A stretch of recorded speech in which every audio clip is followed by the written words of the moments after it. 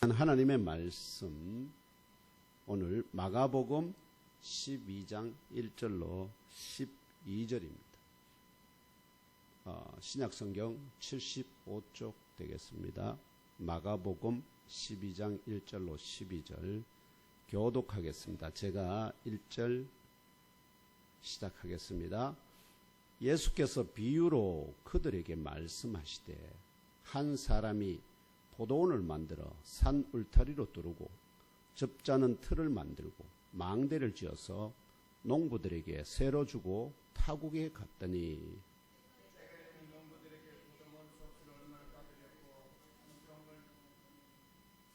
그들이 종을 잡아 심히 때리고 거저 보내었거늘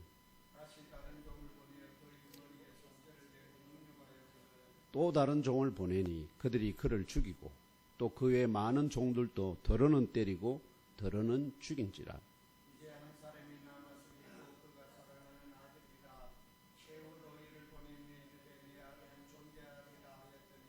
그 농부들이 서로 말하되 이는 상속자니 자 죽이자. 그러면 그 유산이 우리 것이 되리라 하고 포도원 주인이 어떻게 하겠느냐. 와서 그 농부들을 진멸하고 포도원을 다른 사람들에게 주리라.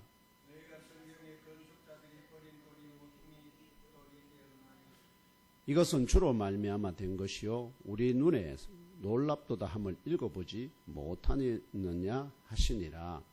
그들이 예수의 이 비유가 자기들을 가리켜 말씀하심인 줄 알고 잡고자 하되 무리를 두려워하여 예수를 두고 가니라. 아멘. 네, 이 본문을 중심으로 포도원 임대 비유와 그 예언적 의미라는 제목으로 본문의 말씀을 상고하고자 합니다. 제목 함께 더 읽을까요? 제목이 안 바뀌었네. 포도원 임대 비유와 그 예언적 의미. 이렇게 제가 그 앞에 선창하겠습니다. 포도원 임대 비유와 그 예언적 의미. 네, 이런 제목으로 오늘 주의 말씀을 상고하겠습니다. 오늘 사순절 제2주 주일에 경산 예몸교회에서 올려드리는 신령한 예배에 참석한 형제 자매들과 온 가족 모두 3월 셋째 주 주간도 영육이 더욱 강건하시기를 기원합니다. 범사가 형통하기를 축원합니다. 마음의 근심이 떠나가고 염려가 없기를 소망합니다. 주 하나님의 명령에 무조건 예수로 응답하시는 아브라함과 사라 같은 믿음의 의인들로 세움받으시기를 축복합니다. 지난 주일 설교에서 말씀드린 바와 같이 나사렛 예수께서 강도의 소굴로 타락한 1세기 예루살렘 성전을 정화하신 화요일입니다. 그 뒷날이 바로 공생의 마지막 주간의 수요일 이른 아침에 그의 제자들이 다시 예루살렘 성 안으로 그리고 성전 안으로 들어가셨을 때 하나님 곧 하늘의 권위가 아닌 로마 황제 곧 사람의 권위로 임명해임된 전임 대제사장들과 당시 임명된 가야바를 포함한 대제사장들과 서기관들과 장로들이 떼지어 그분 앞에 나와서 무슨 권위로 네가 이런 일을 행하느냐? 어느 누가 이런 일을 행할 권위를 내게 주었느냐라며 성전 정화의 권위를 누구로부터 받았는지에 대해 나사렛 예수를 신문하였습니다. 이들의 신문에 대해 나사렛 예수께서는 오히려 역으로 요한의 세례가 하늘로부터냐 사람으로부터냐라는 영적인 권위의 출처와 관련된 질문에 대해 그들이 대답한다면 자신도 그들의 신문에 대답하겠다고 제안합니다. 나사렛 예수로부터 요한의 세례가 하늘로부터인가 아니면 사람으로부터인가 하는 역질문을 받은 대제사장과 서기관들과 장로들의 대답은 결과적으로 우리가 알지 못하노라 였습니다. 이 대답은 요한의 세례가 하늘로부터라고 대답하면 어찌하여 그 곧 세례 요한을 믿지 않았느냐 반격을 받을 것이고 요한의 세례가 사람으로부터라고 대답하면 세례 요한을 선지자로 그의 세례의 권위가 바로 하늘로부터 왔다는 것을 깨달아 알고 있었던 무리들이 그들을 향하여 돌팔매질을 할 것이 두려워서 이러지도 저러지도 못하는 진퇴양난의 상황을 피하기 위해 내놓은 답이 뭐였을까요? 우리가 알지 못한다, 모른다, 모르겠다. 예. 제일 여러분이 어려울 때 제일 그 곤란할 때 질문이 뭡니까? 이 양단간의 질문하면 모르겠다. 이들의 이 대답을 들으신 나사렛 예수께서는 나도 무슨 권위로 이런 일을 하는지 너에게 대답하지 않겠다라고 단호하게 선포하신 이후에 오늘의 이 포도원 임대 비유로 로마 황제의 권위를 등에 업고 하나님의 집을 강도의 소굴로 타락시키고 있는 대제사장들과 서기관들과 장로를 포함한 이스라엘 민족의 운명에 대해 예언하셨다고 마감복음 기자가 증언합니다. 이 비유 속에 많은 것이 담겨 있다.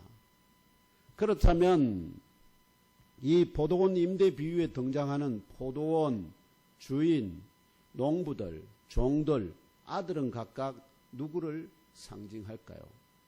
또한 둘째, 이 비유의 예언적 의미가 무엇일까요? 이런 문제들을 생각해 볼 수 있겠죠. 이러한 명제를 상고하는 가운데 오늘 예목교회 주일 예배에 참석하신 형제 자매 여러분 모두 포도원에 포도나무에 접붙임 바 된 가지가 풍성한 포도 열매를 맺듯이 생명의 열매를 풍성하게 맺는 영적 가지로 세워져 가시는 나사렛 예수 그리스도의 말씀에 귀를 기울이고 순종하며 따름으로 천국까지 도달하시기를 축원합니다. 먼저 이 포도원 임대 비유에 등장하는 포도원이 있고, 그죠? 그 다음에 주인이 있고, 농부들이 나오고, 종들이 나오고, 아들. 이들은 각각 누구를 상징하는지 알아보겠습니다. 오늘 주신 말씀 속 포도원 임대 비유를 간략히 우선 내용을 되짚어 보겠습니다. 요점을 1절에서 한 사람이 포도원을 만들었습니다. 또한 그가 울타리를 포도원을 만들고 그렇다면 포도나무를 심었다는 거죠. 그리고 주변에 땅을 개간해서 이제 포도나무를 심고 식재하고 그가 요게 내 포도나무다, 포도원이다 하고 울타리를 둘렀습니다. 그리고는 그가 구유 즉 포도즙 짜는 구덩이도 팠습니다. 이제 포도가 자라면 즙을 짜서 그것을 팔기도 하고 또 먹기도 할 수 있는 그런 포도즙 짜는 구덩이도 팠습니다. 또한 그가 포도원을 지키는 망대도 세웠습니다. 다른 짐승이나 이런 것들이 포도를 갖다가 망치지 못하도록 지키기 위한 거죠. 그 후에 포도원 주인이 자기 포도원을 농부들에게 새로 주었습니다. 임대했다. 그리고 그 주인이 다른 나라로 떠나갔습니다. 2절에서 포도 열매 수확의 때가 되어서 이제 주인이 농부들로부터 포도원의 열매들 가운데 세를 받기 위해서 임대를 줬으니까 세를 받기 위하여 어떤 종을 농부들에게 보냈습니다. 그랬더니만 농부들은 그 종을 그가 무엇을 잘못했는지는 알 수 없지만 가죽을 벗기듯이 심하게 때렸습니다. 그리고는 농부들이 그를 세도 주지 않고 빈손으로 주인에게 돌려보냈습니다. 이에 포도원 주인이 다시 농부들에게 다른 종을 보냈습니다. 뭔가 일이 잘못됐는가 보다 하고 보냈는데 그런데 농부들이 역시 그 종의 머리를 때리고 또한 그 종을 농욕하여서 빈손으로 돌려보냈습니다. 이에 포도원 주인이 다시 농부들에게 다른 종을 보냈습니다. 주인이 참 인내심이 많으신 분이죠. 계속해서 다른 종을 또 보냅니다. 그런데 농부들이 역시 그 종을 죽여버렸습니다. 이번에. 종이 돌아오지 않자 포도원 주인이 그 외에 많은 다른 종들을 농부들에게 보냈지만 농부들은 실제로 어떤 종들은 가죽을 벗기듯이 심하게 채찍하여 세를 주지 않은 채 빈손으로 돌려보내기도 하였고 어떤 종들은 죽여버렸습니다. 이제 포도원 주인이 자기에게 있는 마지막 사랑하는 아들을 그 농부들에게 보내기로 계획합니다. 포도원 주인이 속으로 이렇게 생각합니다. 아무리 그래도 농부들이 내 아들은 존중할 것이다. 기대하면서. 보통 그럴 수 있죠. 그죠? 우리가 누구에게 임대를 줬는데 임대료를 보내려고 자꾸 사람을 보내는데 안 주면은 그 나를 대신해서 내 아들을 보내면 설마 내 아들이야 그래도 잘 대접해 주지 않겠나 하고 기대하면서 보냅니다. 그런데 포도원 주인의 아들이 농부들에게 왔을 때에 농부들이 서로를 향하여 소리칩니다. 야, 이 자는 상속자이다. 자, 죽이자. 그러면 그 유산이 우리 것이 될 것이다. 그리고는 농부들이 포도원 주인의 아들을 잡아 죽였습니다. 그리고 그 농부들이 그 아들을, 죽은 아들을 포도원 밖으로 내던져 버렸습니다. 내던져 버렸다. 그렇다면 포도원 주인이 무엇을 하게 될까요? 어떻게 할까요? 포도원 주인이 직접 농부들을 찾아올 것이다. 그리고 포도원 주인이 농부들을 진멸할 것이다. 그리고 포도원 주인이 포도원을 다른 자들에게 줄 것이다. 요게 비유의, 이 포도원 비유의 기본적인 내용입니다. 이 비유 속에 포도원과 포도원 주인이 누구를 가리키는지가 우선 제일 중요합니다. 요걸 알아야죠. 그죠? 이 포도원과 포도원 주인이 누구를 가리키는지 이사야 5장 1절로 3절, 1절에서 3절 그리고 7절을 함께 읽으며 알아봅시다. 이사야 5장 1절에서 3절 7절입니다. 시작. 나는 내가 사랑하는 자를 위하여 노래하되 내가 사랑하는 자의 포도원을 노래하리라. 내가 사랑하는 자에게 포도원이 있으며 심히 기름진 사내로다. 땅을 파서 돌을 제하고 극상품 포도나무를 심었도다.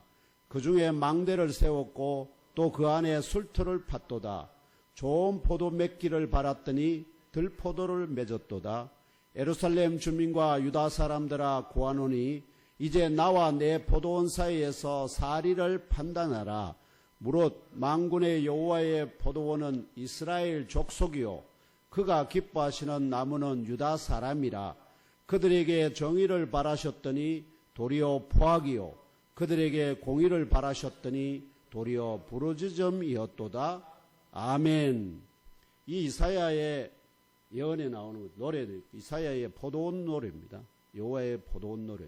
이 포도원 노래에 나오듯이 바로 만군의 여호와의 포도원은 이스라엘 족속을 가리킵니다. 이스라엘 족속. 이스라엘 족속 혹은 이스라엘 집안. 나사렛 예수께서 로마의 권위를 등에 업은 대제사장들과 서기관들과 장로들을 향하여 들려주시는 이 포도원 임대 비유 속의 포도원은 만군의 여호와의 포도원 곧 이스라엘 족속을 상징합니다. 이 비유를 아시겠죠? 이 이사야의 포도원 노래를 예수께서 지금 이 비유에 사용하고 계시다. 또한 이 포도원에 그러므로 이 비유 속 포도원의 주인은 누굽니까? 만군의 여호와 하나님이십니다. 이 포도원에 심겨진 포도나무는 바로 유다 사람들. 유다 사람. 이사야 당시에 어떤 일이 벌어졌냐? 북이스라엘은 어떻게 됐을까요? 아수르에 의해서 지금 멸망. 그럼 남은 것은 누구만 남았을까? 유다만 남은. 그 유다가 하나님이 심겨놓은 포도원에 심어놓은 나무들이다. 유다 사람들. 이처럼 포도원의 주인이신 여호와 하나님이 친히 땅을 파서 돌을 제하고 극상품 포도나무를 심었습니다. 그 중에 망대를 세웠고 또 그 안에 술틀도 팠습니다. 이라는 이 이사야의 증언대로 나사렛 예수께서도 1절에 한 사람이 포도원을 만들어 산 울타리로 두르고 그 접자는 틀을 만들고 망대를 지었다고 비유 가운데 적시하시므로 바로 이 이사야의 포도원 노래가 자기 비유의 배경임을 여러분 깨달아 하시고 믿으시기를 축원합니다. 이스라엘 족속이라는 포도원의 주인 되시는 여호와 하나님께서 선지자 이사야로 하여금 이 포도원 노래를 지어 부르게 하신 배경은 바로 2절 3절에 계시됩니다. 왜 이 노래를 지어서 부르게 했느냐? 여호와 하나님께서 이스라엘 족속이라는 포도원을 젖과 꿀이 흐르는 땅에, 아시죠? 젖과 꿀이 흐르는 땅에 만들어 극상품 포도나무를 심었다는 겁니다. 근데 그러면 극상품 포도나무를 심었으니까 포도원 주인이 뭘 기대할까요? 나무는 극상품입니다. 그럼 잘만 가꾸고 경작하면은 어떤 열매가 열립니까? 좋은 포도가 열리겠죠. 그런데 좋은 포도 맺기를 바랐지만 결국은 포도나무는 극상품 포도나무인데 열매는 들포도를 맺었다는 겁니다. 들포도.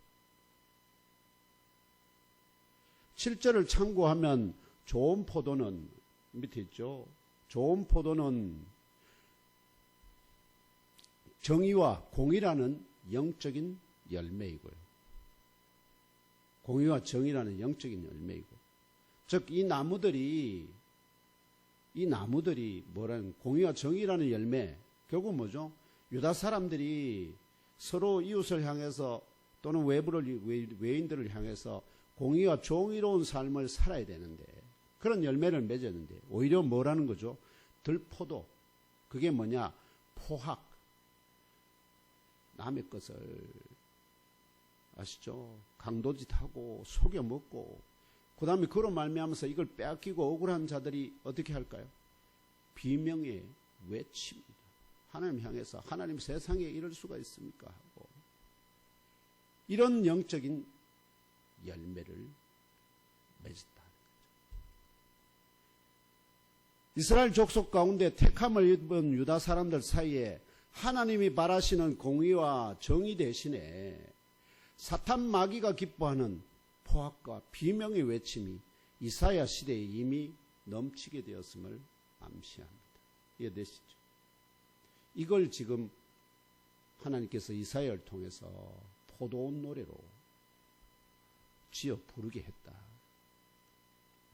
그래서 포도원 주인이신 여호와 하나님께서 예루살렘 주민과 유다 사람들아 구하노니 이제 나와 내 포도원 사이에서 사리를 판단하라 선포하십니다.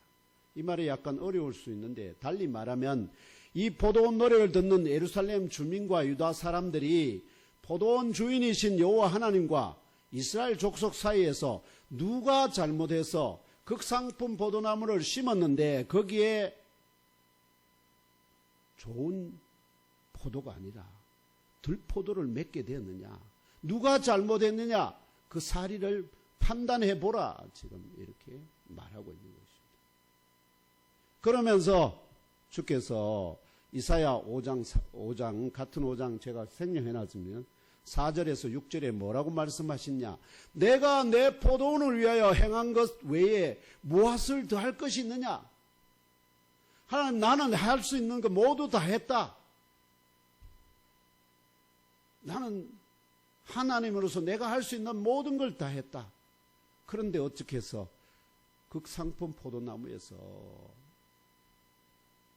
좋은 포도가 아니라 들포도를 맺느냐. 누가 잘못했느냐. 이렇게 반문하신 이후에 이제 내가 내 포도원에 어떻게 행할지를 너에게 이르리라 하시면서 다음과 같이 포도원의 파멸과 황폐를 예언하게 하셨습니다. 내가 울타리를 걷어 먹힘을 당하게 하며, 울타리를 어떻게 해버린다고요? 걷어버린다. 그러면 포도나무만 남겠죠. 그러면은 온갖 짐승이든 사람이든 다 들어와서 어떻게 해요? 먹힘을 당하게 되며 그 담을 헐어 짓밟히게 할 것이요. 내가 그것을 황폐하게 하리니 다시는 가지를 자름이나 북을 도우지 못하여 찔레와 가시가 날 것이며 내가 또 구름에게 명하여 그 위에 비를 내리지 못하게 하리라. 이런 패망과 저주를 선포하시다. 이처럼 만군의 여호와의 포도원의 파멸과 황폐를 예언하는 이사야의 이 예언적 노래를 배경으로 나사렛 예수께서 지금 자기 앞에 나와서 네가 무슨 권위로 이런 일을 하느냐, 누가 내게 이런 일을 행할 권위를 주었느냐 하는 그들을 그 질문에 대해서, 그러면 내가 역으로 요한의 세례가 하늘로부터냐 사람으로부터냐, 그 질문에 답하면, 그 권위에 대해서, 그 권위의 출처가 어디든지 답하면 내가 너희에게 이 답, 너희들이 묻는 것에 답을 하겠다고 하는데, 그들은 요리조리 돌려보다가 무슨 답을 내놨다고요? 우리가 알지 못하노라. 이런 답을 내오는 이 자들을 향해서, 바로 이들이 포도원을 임대받은 농부들입니다. 곧 이스라엘 족속이라는 포도원에 심겨진 나무, 곧 유다 사람들을 잘 가꾸어서 하나님이 바라시는 공의와 정의의 좋은 열매를 맺게 할 자들이 바로 대제사장과 서기관들과 장로들임을 암시하고 있습니다. 이들이 1세기 당시에, 왜냐하면 모세 율법을 따라 성전을 중심으로 희생제사를 통하여 유대인들로 죄를 사함받게 하여 의롭게 하고 하나님의 말씀을 가르쳐 지키게 할, 그래서 공의와 정의에, 하나님은 공의와 정의의 하나님 아닙니까? 사랑의 하나님 아닙니까? 그분을 닮게 만드는 그걸 위해서 말씀을 주셨는데, 그걸 자기들의 뭐를 위한, 그들 위해 군림하는 수단으로 요걸 사용하면서 그 영광스러운 직무를 수행하고 있는 이들이 바로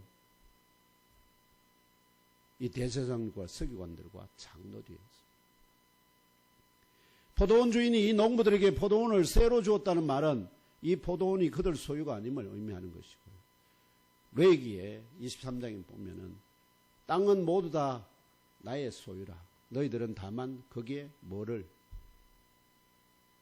그냥 가꾸고 경작하고 먹고 사는 터전으로만, 그걸 저 후손들에게 물려줄 수 있는 유업으로만 삼지, 그 모든 것의 본질적인 소유는 다 내 것이라고 분명하게 선포하기 때문에 그들의 소유가 아닙니다.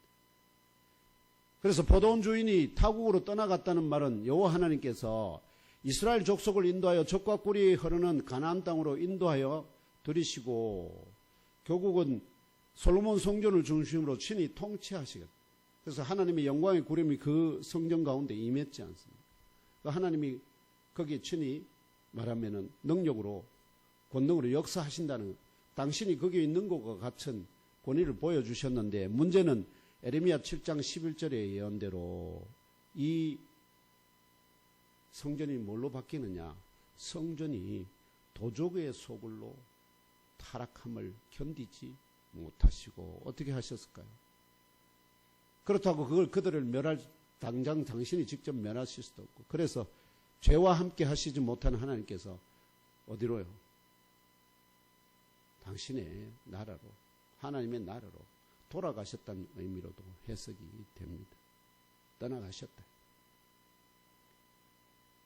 때가 이름에 포도원 소출을 얼마나 받으려고 보낸 종들은 바로 여호와의 참 선지자들입니다. 거짓 선지자들도 많습니다. 거짓 선지자들 많습니다. 근데 여기서 이 종들은 참 선지자들을 가리킵니다. 넘겨줘 보세요. 여기 보시면은 언제부터 선지자들이 본격적으로 활동하느냐? 유다와 이스라엘이 북이스라엘과 남유다로 갈리면서 그때부터 시작해가지고 아사 시대의 오데시라는, 또는 오데스의 아들 이사랴라는 사람, 그 다음에 요아스와 아마샤 시대 사이에 요엘이라는, 또 저 위에 보면 아합과 요암, 예후 사이에 엘리야와 엘리사라는 선지자들, 이 수많은 선지자들이 다 여호와의 종들입니다. 그들을 보내서 어떻게 해요? 너희들 자꾸 그러면 들포도 맺는다. 그럼 내가 어떻게 한다고요? 그 포도원하고 그쪽 너희들 다 파멸시킨다.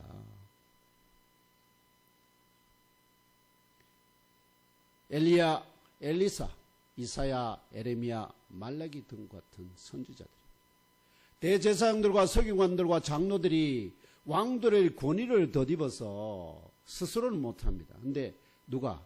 왕이 있잖아요. 이 왕의 휘호를 또는 왕들이 직접 이들을 뭐합니까? 이사야 같은 경우는 그거에서 사지가 찢어서 죽습니다. 왕이 그런 일을 누구에게 명령해서? 이 대제사장과 서기관들과 장로들에게 명령해서 이 일을 행합니다. 이들이 바로 이 종들 곧 선지자들을 가죽을 벗기듯이 때리고 죽였던 자들입니다. 포도원 주인이신 여호와 하나님께서 마지막으로 농부들에게 보내신 내 아들은 존대하리라 기대하며 보내신 그 아들이 바로 그리스도입니다. 하나님의 본체적인 영을 부여받으신 인자 나사렛 예수 자신입니다. 이 비유를 지금 어떻게요? 이 비유를 그들에게 들려주시는 자신이 누구라고요? 바로 이사야가 말하고 있는 이 말씀하시는 그 예언을 말씀하게 하신 여호와 하나님의 아들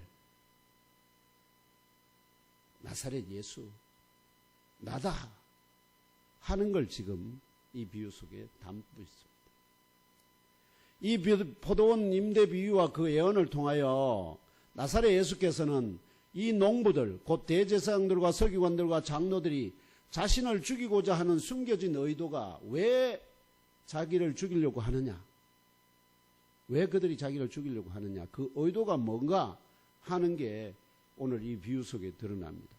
강도들같이 포도원 주인의 아들을 죽여 그 유산 곧 포도원과 그 안에 심겨진 포도나무 곧 이스라엘 족속이라는 혈통적 명분 안에 갇혀버린 유다 사람들. 유다 사람들은 자기들이 누구라고요? 선민. 이스라엘이라는 선민이라는 그 틀에 갇힌 포도나무 같은 자들이 바로 유다 사람들. 이 유다 사람들을 자신의 소유로 삼아가지고 그 권위를 계속 누리기 위함이라는 것을 고발하신다는 사실을 깨달으시기를 축원합니다. 이게 정말 가장 무서운 겁니다. 현실적으로 내 권위에 유지하기 위해서는 뭐도 그거 한다는 거죠. 하나님의 아들이라도 죽여버린다는 거죠. 이게 인간의 기본적인 본성 안에 들어있다 하는 거예요. 이제 영적인 하나님의 포도원과 같은 예몸교에 심겨진 포도나무로 심으신 부족한 종인 저와 형제 자매 여러분부터 주 하나님께서는 좋은 포도 맺기를 기대하십니다. 좋은 포도가 뭘까요?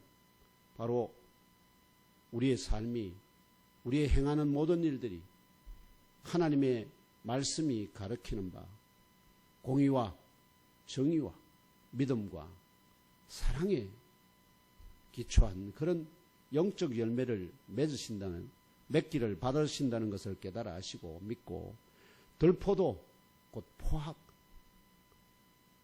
그리고 비명의 외침이라는 뱀과 그의 자손들이 기뻐하는 영적 열매를 맺지 않도록 늘 경성하며 성령의 음성에 민감하게 반응하고 순종하며 신앙생활하고 사회생활 하시는 아브라함과 사라 같은 믿음의 여인들로 세워지시기를 주 예수님의 이름으로 축복하며 기도합니다.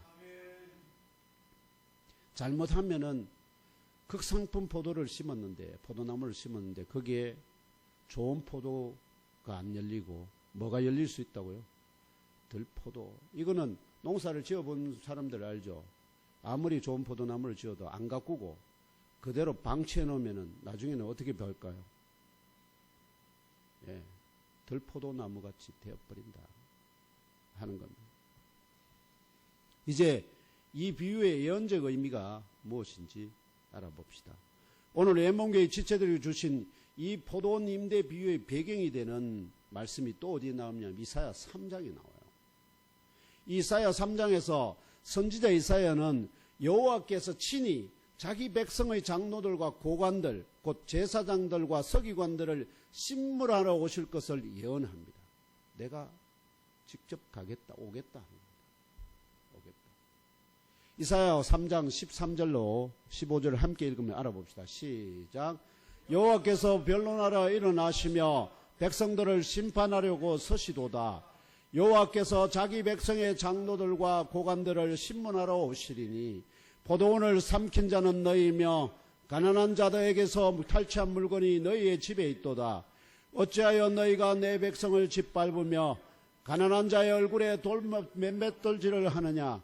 주 만군의 여호와 내가 말하였느니라 하시도다. 아멘. 포도원 주인이신 만군의 여호와 하나님께서 여호와의 포도원 경작을 위험받은 농부들, 곧 장로들과 고관들, 이 고관들이 바로 제사장들과 서기관들, 이들이 좋은 포도를 맺도록 땀 흘려 포도나무를 가꾸는 대신에 뭘 했느냐. 오히려 포도원을 자기 것으로 삼켰다고 고소하기 위하여 이사야와 같은 종들을 농부들에게 보내셨습니다. 여호와의 포도원을 농부들이 자기 것으로 삼켰다는 증거가 뭐냐? 첫째, 포도원에 심겨진 약한 포도나무와 같은 가난한 자에게서 탈취한 물건이 농부들의 집에 있다는 것입니다.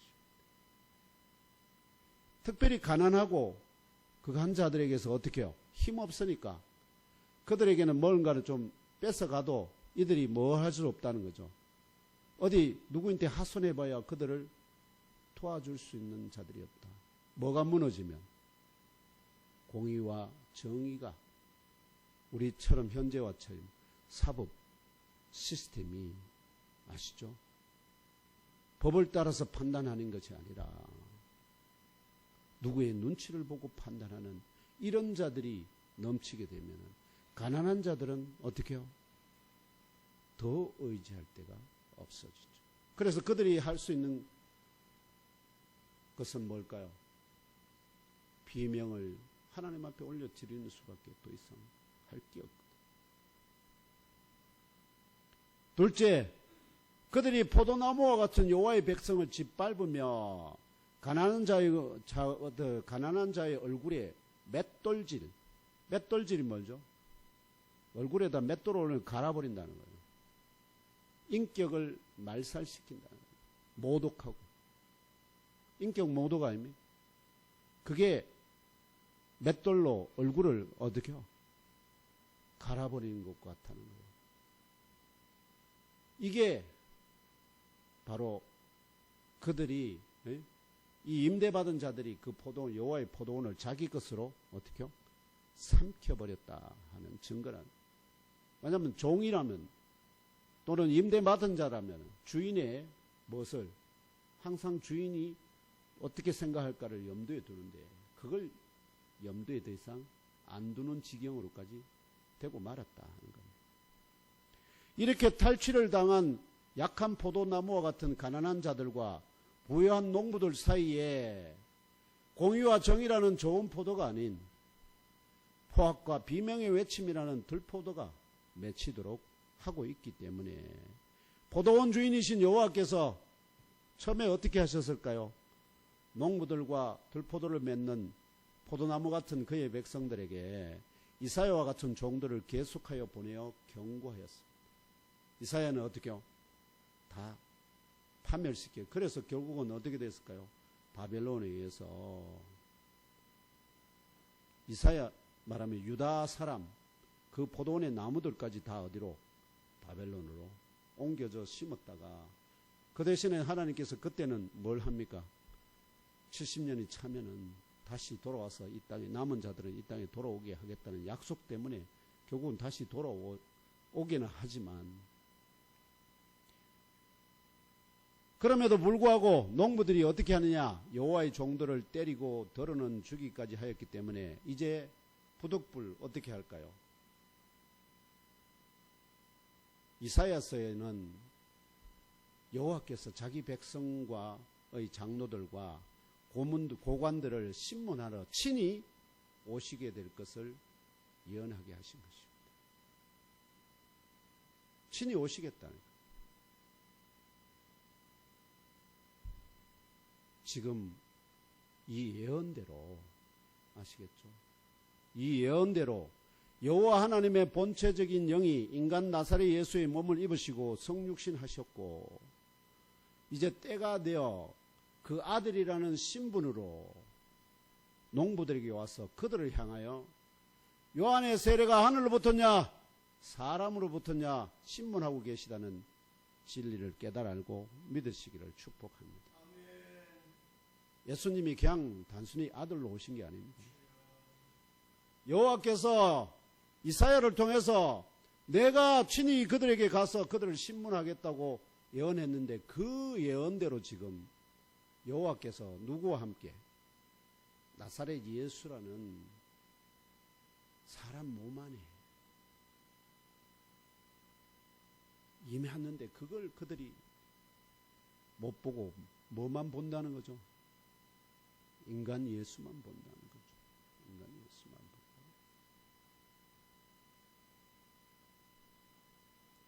여호와 하나님께서 자기 종들을 자기 포도원을 삼킨 농부들과 들포도를 맺는 자기 백성들에게 보내어 서로 협력하여 공의와 정의라는 좋은 포도 맺도록 노력하라고 지속적으로 애쓰시다가 이제 마지막으로 또한 예언대로 자기 아들 곧 하나님의 아들이라는 신분으로 친히 농부들에게 오셔서 은혜를 베푸시기 위해서 오셨습니다.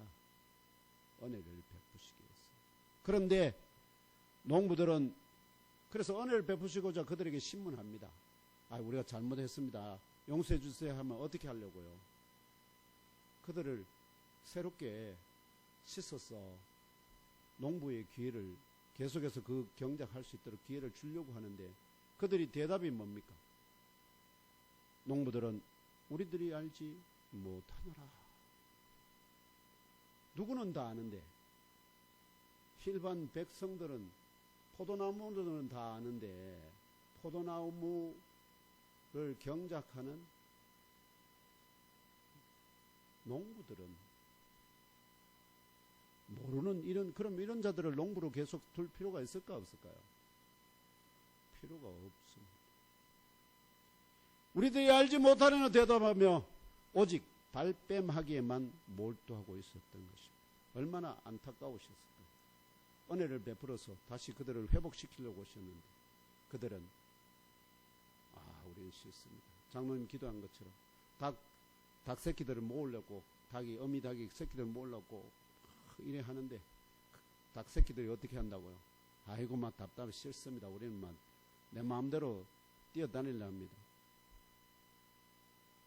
더 나아가 농부들은 이제 자기들이 삼킨 포도원을 회수하려는 포도원 주인이자 그의 아들이시기도 한 인자를 죽여 포도원 밖으로 내던지고 그 포도원을 완전히 자기들의 소유로 삼을 강도짓을 하게 될 것을 예언하십니다.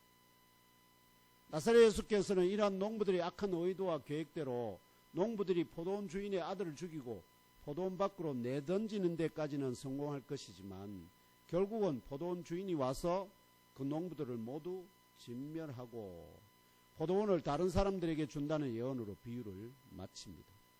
포도원 주인의 아들을 죽여 포도원 밖으로 내던진 자는 이 비유는 포도원과 그동안 하나님은 누구에게만 집중했을까요? 포도원과 포도나무에만 집중하셨습니다. 이스라엘 족속과 그 유대인들에게만 하나님이 온갖 사랑을 정성을 다 쏟아부으셨다. 그런데 이 농부들이 자기 아들을 죽여버리고 그 포도원 밖으로 던져내버렸음으로 해서 어떤 일이 벌어지냐. 포도원 주인과 그 아들이 이제는 이 포도원과 그 나무들 곧 이스라엘 족속과 유다 사람들을 넘어 모든 이방인들에게까지 그 은혜를 부어주실 것에 대한 예언으로도 했습니다. 포도원 밖으로 던졌다. 결과적으로 아마도 이것이 바로 농부들이 악한 의도를 사용하셔서 포도원 주인이신 여호와 하나님께서 독생성자 나사렛 예수 그리스도께서 죽임당하여 포도원방으로 던져지기까지 참으신 이유가 아닐까. 무엇을 위해서? 울타리 밖에 있던 모든 자들에게 뭘 끼치기 위해서? 당신의 선함을 온 세상 모두에게, 나무에게 드러내기 위해서 그걸 외면하시고 참으셨다. 할렐루야. 포도원 밖에 있었던 우리에게 오늘날 은혜와 은총을 베푸신 주 여호와 만군의 하나님과 그 아들 나사렛 예수 그리스도께 머리 숙여 감사드립니다. 아멘. 이제 포도원 주인이 농부가 강도 같은 농부들을 어떻게 할까요? 오늘 말씀 9절에 이 물음에 대해 응답이 제시됩니다. 포도원 주인이 와서 그 농부들을 모두 진멸하고 포도원을 다른 사람들에게 준다고 예언하십니다. 이 포도원 임대 비유와 그 예언적 의미에 등장하는 농부들이 바로 대제사장과 서기관들과 장로들을 상징하는 줄 알고 그들이, 이 농부들이 이제 깨달았습니다. 아, 이 농부가 바로 우리를 가리키는구나 하는 걸 알고는 그들이 예수를 사로잡기를 원하지만, 정말이지 사로잡과 미칠 지경이지만 그들이 뭘 두려워하느냐? 그 자리에 함께 있는 무리를 두려워하여 예수를 그대로 두고 떠나갔다고 마지막 12절이 증언합니다. 마지막 떠나갔다. 누구도 떠나갔을까요? 세례 요한에게 세례를 받으신 후에 광야 40년 40일 금식 중에 누가 찾아왔습니까? 사탄이 찾아왔습니다. 그리고는 그를 시험합니다. 3가지 시험을 한 다음에 그가 어떻게 했다고요? 그를 잠시 떠나갔다. 마찬가지로 이들도 떠나갔다.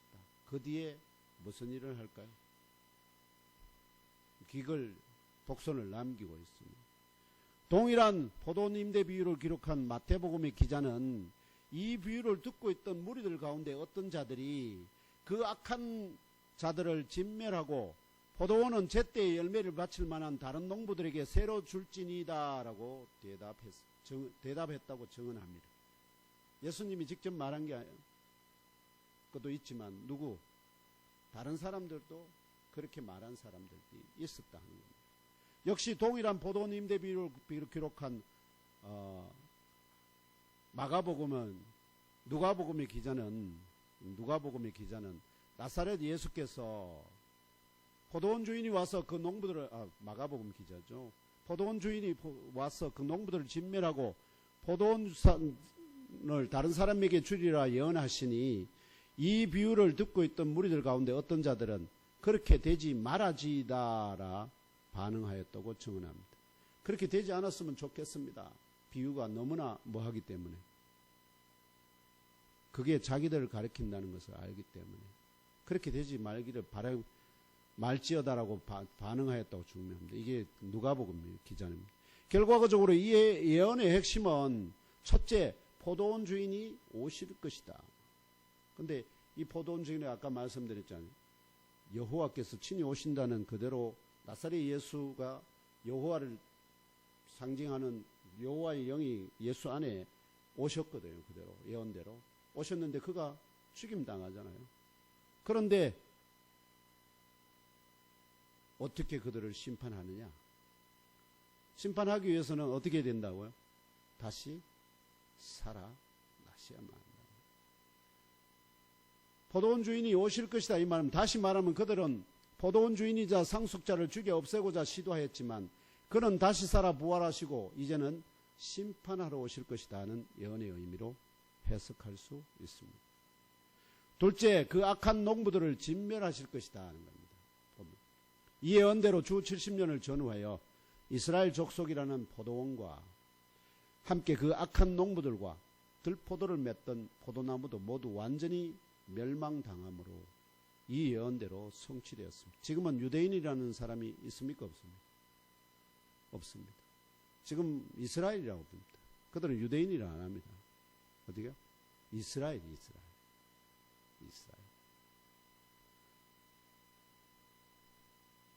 그렇다면 죽으셨다 다시 살아 부활하시고 하늘로 승천하신 포도원 주인이자 상속자가 이 예언의 성취를 위하여 강림하셨다는 해석도 가능합니다. 이게 1차 말하면 포도원 수확 또는 요한계시록에 나오는 인자가 큰 낫을 들고 어떻게요? 구름 타고 땅에다가 뭘 낫질을 합니다. 그래서 포도나무를 알곡들을 다 수확하고 그러고 난 다음에 어떻게요? 다른 천사가 다른 아주 날카로운 낫을 가지고 포도나무를 다 베어내는 그런 일을 합니다. 물론 완전한 우주적 심판을 위하여 여호와께서 또 우리 주님 부활하신 주께서 심판주로 다시 재림하실 것은 틀림없는 사실입니다. 셋째, 포도원을 제때에 열매를 바칠 만한 다른 농부들 혹은 사람들에게 새로 줄 것이다. 이런 예언이 있는데 여기서 예언하는 다른 농부들 혹은 사람들은 혈통적 유대인들일까요? 아니면은 영적 이스라엘이라는 영적 포도원, 곧 교회를 위임받아 포도원에 심겨진 포도나무 같은 성도들로 좋은 포도를 맺도록 섬길 영적인 농부들, 곧 신약교회 목회자들을 가리킬까요? 누구를 상징할까요? 주 70년에 이스라엘 족속이라는 특별한 포도원이 그 본래의 특별한 존재로서의 영적 의미를 상실하였다면 결국 어떻게 될까요? 누구를 가리킬까요? 오늘 우리 시대의 교회가 그리스도의 포도원이라. 그럼 성도는 거기에 심겨진 나무라, 포도나무라. 하나님이 극상품의 좋은 포도나무를 심었다면 거기에 무슨 열매를 맺는 것이 옳겠습니까? 좋은 포도를 좋은 포도. 좋은 포도는 뭡니까? 공의와 정의와 믿음과 사랑으로 충만한 성도. 그런데 들포도가 맺힐 가능성도 많습니다. 그 들포도는 뭘까요? 포악과 하나님을 향한 외침.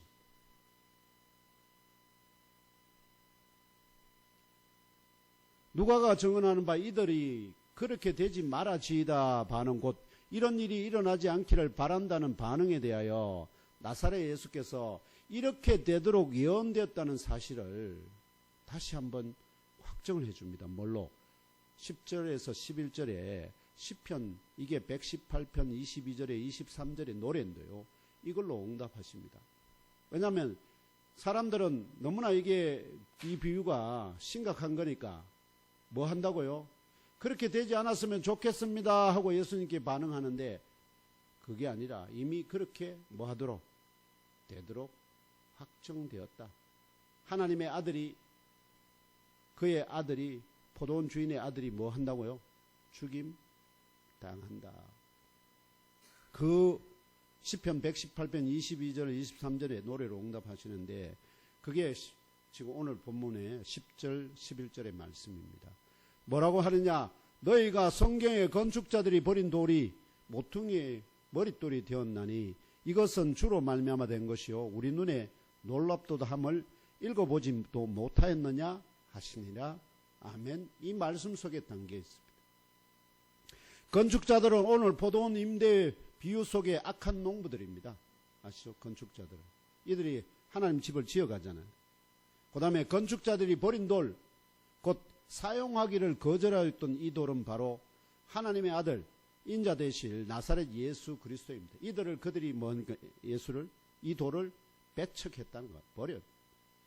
이 돌을 주 하나님께서는 모퉁이의 머릿돌로 삼아 영적이고 영원한 하나님의 집, 곧 예몸교회를 지었을 것에 대한 예언입니다. 결과적으로 이 모든 역사가 바로 주 하나님의 영원하신 작정과 섭리 가운데 이루어져 가고 있는 것이기 때문에 영적인 눈을 뜬 자들의 눈에는 그것이 참으로 경이로운 것으로 보여질 수밖에 없다는 진리를 깨달아 하시고 믿고 심령에 잘 박힌 못으로 영접하시기를 건축자들이 버린 돌로 영원하신 하나님의 집 모퉁이의 머릿돌같이 영원하게 되신 나사렛 예수 그리스도의 이름으로 축복하며 기도합니다. 이제 말씀을 맺고자 합니다. 오늘 주신 하나님의 말씀 마가복음 12장 1절로 12절을 중심으로 이 포도원 임대 비유에 등장하는 포도원은 이스라엘 족속, 포도원 주인은 만군의 주 여호와 하나님, 농부들은 백성의 장로들과 고관들, 곧 제사장들과 서기관들, 종들은 선지자들, 아들은 하나님의 본체적인 영을 부여받아 사람으로 성육신하신 나사렛 예수 그리스도를 상징한다고 설교하였습니다. 잘 이 내용 기억하고 계시다가 다음에 다른 이런 비유들이나 이런 것들이 나오면 이해하시는 데 도움을 받으시길 바랍니다. 참고하시길 바랍니다. 둘째, 이 포도원 임대 비유의 예언적 의미는 이사야 3장의 예언의 성취로서, 아시죠? 이사야 예언의 3장에서, 이사야서 3장의 예언의 성취입니다. 여호와께서 친히 오셔서 그들을 신문하겠다는 대로 그 여호와의 본체적인 영을 가진 그리스도가 그들에게 와서 요한의 세례가 하늘로부터냐 땅으로부터냐 신문하고 있다. 왜 이렇게 할 수밖에 없었느냐? 여호와의 포도원 경작을 위임받은 농부들, 곧 장로들과 고관들, 제사장 서기관들이 좋은 포도를 맺도록 땀 흘려 포도나무를 가꾸는 대신에 오히려 포도원을 자기 것으로 삼켰고, 이사야와 같은 종들을 계속하여 보내어 경고함에도 불구하고 약한 포도나무와 같은 가난한 자들과 부유한 농부들 사이에 공의와 정의라는 좋은 포도가 아닌 포악과 비명의 외침이라는 들포도가 맺히도록 하고 있기 때문에 포도원 주인이신 여호와 하나님께서 친히 오셔서 요한의 세례가 하늘부터냐 사람으로부터냐 신문하고 계시다는 것을 설교하였습니다.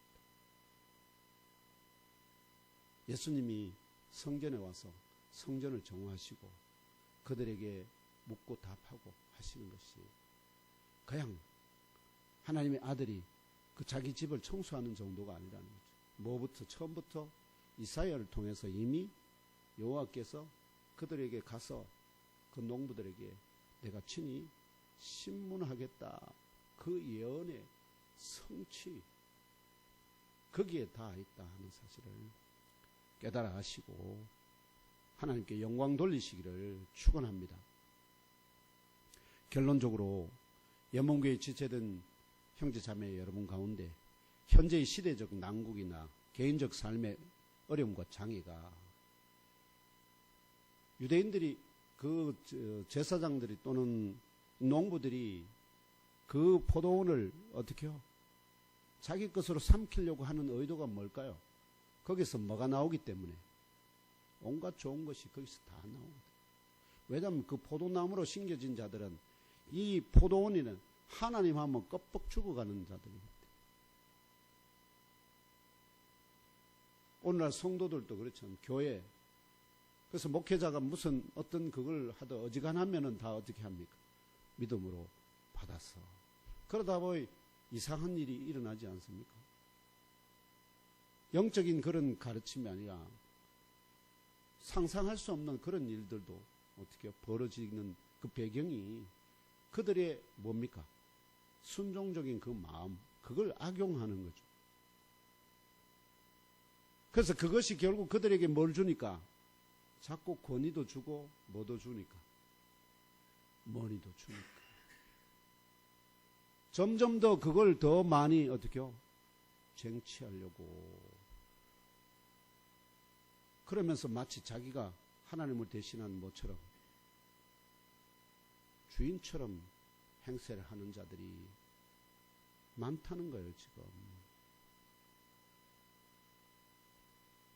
그래서 제가 하나님으로 받은 은혜는 현재의 시대적 난국이나 개인적 삶의 어려움, 장애가 우리 예몬교회의 이런 적은 이것이 오히려 믿는 자들과 섬기는 중직들로 하여금 우리 시대의 영적 포도원인 예몬교회와 그 포도나무가 공의와 정의와 믿음과 사랑이라는 좋은 포도를 맺게 하는 목회의 사명에만 집중하시기 위함인 것을 깨달아 하시고 믿고 좋은 포도를 맺기 위한 신앙생활과 사회생활 이루어 가시기를 건축자들이 거절하신 돌이나 하나님 집의 모퉁이의 머릿돌로 용화롭게 되신 나사렛 예수 그리스도 이름으로 축복하며 기도합니다.